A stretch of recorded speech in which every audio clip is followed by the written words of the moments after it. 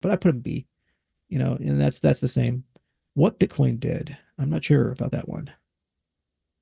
Up near the top, in the middle, near the bottom. Yeah, I don't know that publication. I'm What sorry. Bitcoin did? It's Peter McCormick's podcast. Okay. I know Peter. He's a piece of shit. D. He shit over us all the time and said Cardano's horrible and I'm a scammer, an evil person, and all these things. Oh, and actually, no, that's Corey Klippenstein. Yeah, Peter's been a little bit more fair, but not so much so. Moving up to C. We'll do C. There. And whose podcast is up only? So far, what we have left is we have Bankless, which is, Bankless. Up Oh yeah, only. they're in D. Bankless bastards. Okay. Anything more to say on Bankless? A lot of people like them. Well, I mean, just the greatest example would be when they asked me to go on their show, and I said, okay, well, you went to a Solana event, and there's Rare Evo. You can come, and if you actually want to understand Cardano, because you're claiming you don't know anything about it, go there. There's probably going to be 100, 200 Cardano projects represented, and you get to see the entire community and just go and talk to everybody. And I said, I'll give you guys a 5-hour interview if you want it, and we could talk to. I'm blue in the face about anything, nothing off limits. And they said, no, we want you to come on for 45 minutes and we can just basically ask you, why is Cardano not dead? And prove to us Cardano's not dead. They're not legitimate people. And some of the comments that they've made throughout the history have been just blatantly offensive and unfair. And it's because they're not actually interested in having an intellectually honest conversation about Cardano. They've already taken a position. It is a dead project and we're scammers and, their job is not to get lunated. And so they just want to inform their audience every single day that Cardano is going to die. And represent us in the most negative light possible. I have a lot of respect for publications that maybe they did something wrong, but then they admit it and they say to themselves, hey, we could do better.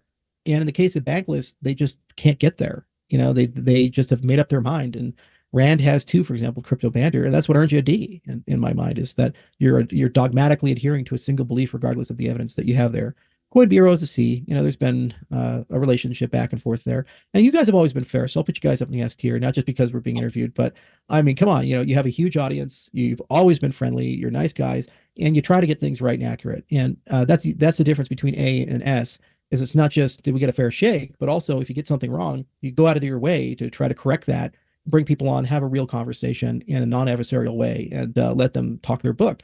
And so that's an example of a good institution. And who's Well, up only? Which person yeah. is that? Up only was more prominent in 2021 cycle. It's Kobe and Ledger. They've been around, in crypto for a while. I can't recall what companies they work for. Kobe's like a dev. He's often, get called. You had probably guys had an exchange on Twitter. If you're not, they're Yeah, not really that relevant this cycle. I yeah, I don't know him, so I can't rate him. I'm sorry. Okay. Wow. This was great. And obviously, we got a discount Altcoin Daily at the top, but audience at home, please tell us. But I appreciate, Charles, you ranking us high. Maybe just like give a summation. Now we see the whole list, summation on what you want to see or who didn't we include or.